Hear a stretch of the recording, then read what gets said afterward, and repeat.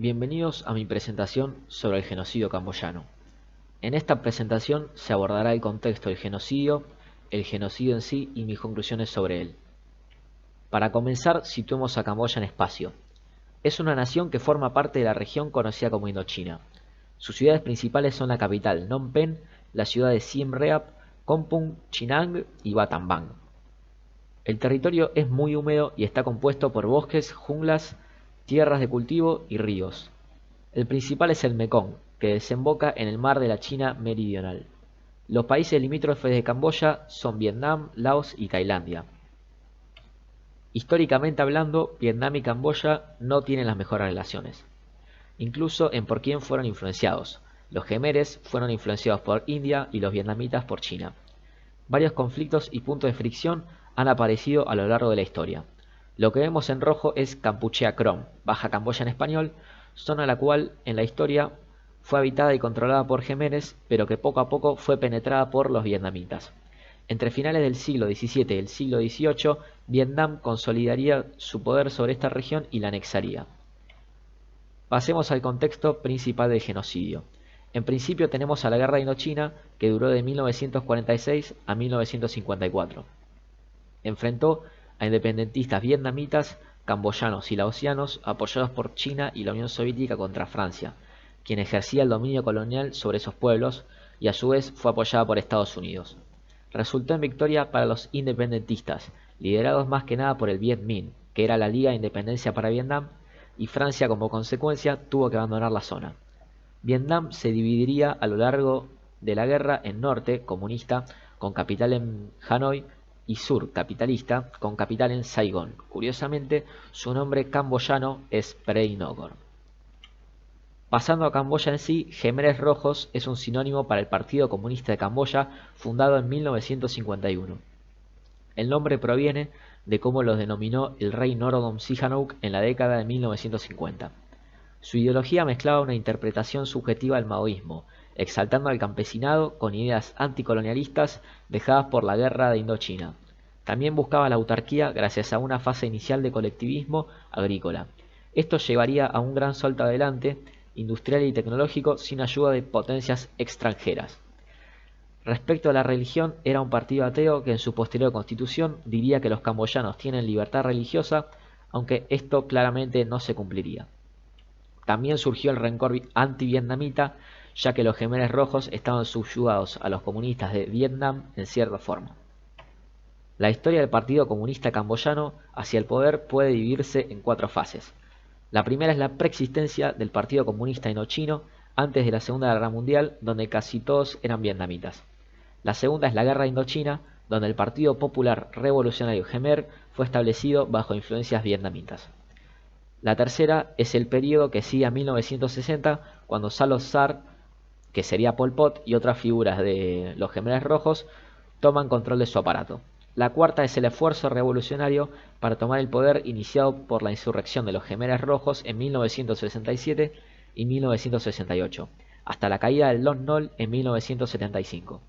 Lon Nol fue dictador de su país entre 1972 y 1975, cuando instaló la República Jemer después de derrocar el gobierno monárquico del príncipe Norodom Sihanouk. Cabe destacar también que los Jemeres Rojos fueron apoyados por Vietnam del Norte, y este último invadió zonas fronterizas con Camboya en la década de 1960 para efectuar ataques al sur. Sin embargo, la respuesta del presidente Nixon fue bombardear Camboya sin ninguna declaración de guerra, matando miles de personas. Allí tenemos a Pol Pot, líder de los Jemeres Rojos, y a Lon Nol, dictador de Camboya. El 17 de abril de 1975 se produce la caída de Phnom Penh, que es tomada por guerrilleros comunistas. La mayoría de ellos eran adolescentes pero disciplinados. Esa misma tarde supervisaron la evacuación de todas las grandes ciudades en Camboya, con el pretexto de resguardar a la población de bombardeos estadounidenses. Se les dijo que solo saldrían por 3 días. Hubieron purgas a algunos miembros de los Jemeres Rojos para asegurar el poder central, ya que su aparato burocrático era muy débil. Relativamente hubieron pocas muertes al principio, ya que la población estaba sana y bien alimentada. Los funcionarios civiles de Phnom Penh fueron llamados hacia el Ministerio de la Información con el pretexto de servir al nuevo gobierno de Pol Pot o recibir al rey. Muchos de ellos fueron temiendo un peor castigo si no se presentaban y terminaron fusilados o encarcelados. Los Jemeres Rojos dividieron el país en 6 zonas y 32 distritos. El país sería reconstruido de la nada para finalizar la voluntad de los polpotistas: trabajo, pureza revolucionaria e independencia nacional.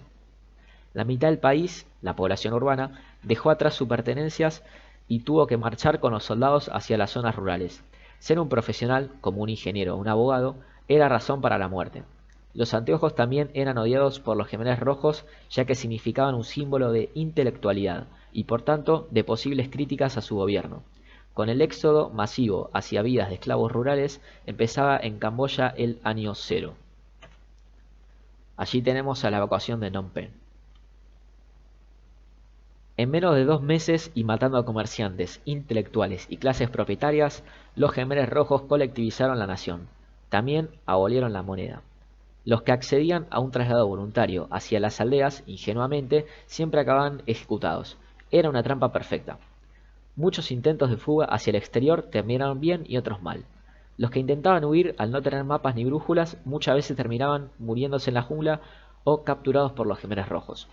En noviembre de 1975 había 23.000 refugiados en Tailandia y en octubre de 1976 60.000 refugiados en Vietnam. Los Jemeres Rojos inculcaron mucho la división entre los nuevos y los viejos en las zonas rurales. Al principio establecieron un apartheid total. No podían casarse, vivir en las mismas zonas de las aldeas ni hablarse.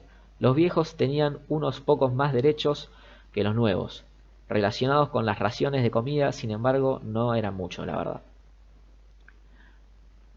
Al principio, las relaciones entre nuevos y viejos no eran hostiles, pero se tornaron violentas rápidamente cuando el alimento comenzó a faltar.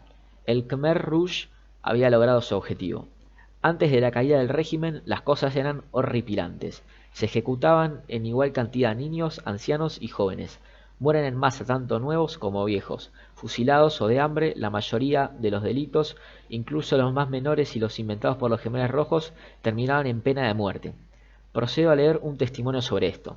Se prohibió la relación sexual, el adulterio o la fornicación, que eran castigados con la muerte. Se prohibía a los miembros de las parejas casadas mantener conversaciones prolongadas, pues se afirmaba que eso era discutir, y la reincidencia se castigaba con la muerte. Cuando el hambre y la epidemia se difundieron, los viejos y enfermos y los muy jóvenes, sobre todo los huérfanos, fueron abandonados.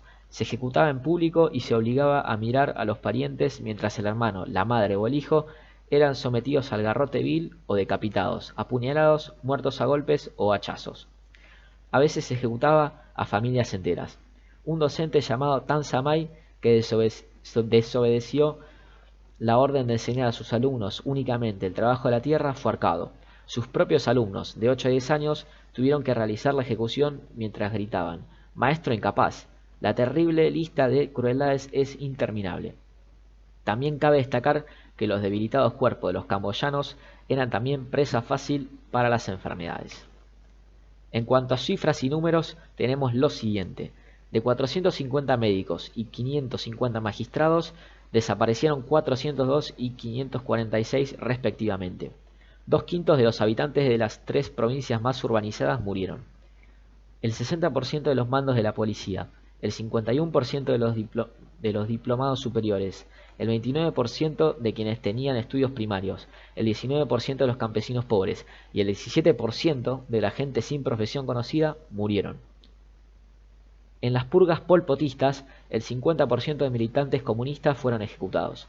Entre 100.000 y 150.000 personas de etnia vietnamita escaparon a Vietnam desde Camboya, algunos probablemente siendo jemeres queriendo escapar del régimen de Pol Pot. Los que quedaron fueron asesinados casi en su totalidad. Las cifras de personas muertas varían entre 1.500.000 y 3 millones. La población de Camboya estaba compuesta en ese momento por 7.800.000 personas. Allí tenemos a víctimas de los Jemeres Rojos, quienes los fotografiaban antes de ejecutarlos. Como los Jemeres Rojos asaltaban frecuentemente las aldeas fronterizas vietnamitas sin razón alguna, Vietnam decidió invadir Camboya el 25 de diciembre de 1978 con unos 150.000 soldados en una ofensiva relámpago. Rápidamente se hicieron con el control del desestructurado país y crearon la República Popular de Kampuchea con Hun Sen al mando. Sin embargo, la ONU seguía reconociendo el gobierno de los Jemeres Rojos como el legítimo y Vietnam tuvo que enfrentarse a una guerra de guerrillas por años con ellos. Los Jemeres Rojos incluso tendrían apoyo de Estados Unidos en cuanto a armas. El nuevo gobierno camboyano impulsó una serie de reformas para estabilizar al país que llevaron a la decisión de Vietnam de retirar sus tropas en 1989. La restauración de la monarquía se produjo en 1993 y los Jemeres Rojos anunciaron su desmovilización en 1999. Poco a poco y refugiado en las selvas fronterizas con Tailandia, Pol Pot se fue desligando de sus funciones como líder de los Jemeres Rojos. El movimiento gradualmente fue perdiendo su afinidad hacia él. La gota que derramó el vaso fue cuando mandó ejecutar a Son Sen, figura importante de los Jemeres Rojos, y a toda su familia en 1997. Esto hace que Tam Ok, comandante militar de los Jemeres Rojos, mande arrestar a Pol Pot. El 15 de abril de 1998 muere como prisionero por un ataque cardíaco, según las fuentes oficiales. Su cuerpo fue incinerado en una hoguera improvisada. Desde un principio se sospechó que pudiera haberse concretado un atentado contra su vida. Tam Ok afirmó que nadie lo envenenó, lo que levantó más sospechas aún. Para finalizar la presentación y concluir con unas conclusiones, tenemos la humilde tumba de Pol Pot. Como conclusión del genocidio, podemos destacar la falta de resistencia del pueblo camboyano, teniendo en cuenta que los Jemeres Rojos no eran una fuerza muy numerosa. A diferencia de países donde se efectuaron otros genocidios como Alemania, la mayoría de la población no estaba a favor del régimen, sino que estaba en contra. Pero ese terror que los tiranos siempre usan a su favor para mantener a la población domesticada, fue demasiado como para que los camboyanos despierten. También podemos observar que potencias como China, la Unión Soviética y Estados Unidos usaron Indochina como un lugar donde ejercer su influencia sin importar a quién apoyen y cambiando varias veces de bando. Fijémonos que en un principio Estados Unidos bombardeó Camboya para ayudar a Lon Nol, justamente en contra de los Jemeres Rojos, y luego apoyó a los Jemeres Rojos en su guerrilla contra Vietnam. Como una reflexión general, el genocidio camboyano sirve para darnos cuenta cómo el terror puede actuar, destruyendo una sociedad entera y el valor que tiene cuestionar las cosas que pasan, en vez de estar encerrados en una burbuja pensando que nada va a cambiar. Por otro lado, el remordimiento y el odio hacia su vecino también le jugó en contra a Camboya, ya que terminó invadida y ocupada por Vietnam muy rápido. Estoy seguro de que en otro país donde la población tiene un nivel básico de educación y una unidad nacional fuerte, los Jemeres Rojos nunca habrían llegado al poder. Muchas gracias por escucharme y espero que mi presentación no solo le haya servido como una fuente de aprendizaje, sino también que haya sido de su agrado. Les pido también me disculpen por mi voz que fue tomada por un resfrío y les envío un gran saludo. Gracias.